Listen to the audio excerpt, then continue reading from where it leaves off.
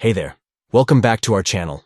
In today's video, we're going to show you how to send your profile link on Facebook on PC with the new update. It's super easy and only takes a few simple steps. Let's get started. First, make sure you're logged into your Facebook account on your PC. Once you're in, look to the left side menu and click on Profile. This will take you to your profile page where you can find the web address of your profile. Next, locate the web address at the top of your browser. Right-click on the web address and select Copy. This will copy the link to your profile to your clipboard.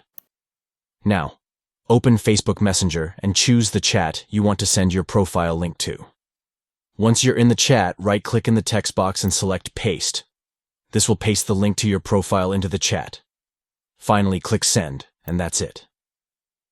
Your profile link has been successfully sent to the person you're chatting with on Facebook Messenger. It's as simple as that. And there you have it. That's how you can easily send your profile link on Facebook on PC with the new update.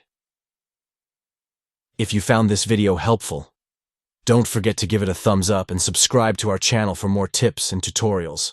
Thanks for watching, and we'll see you in the next video.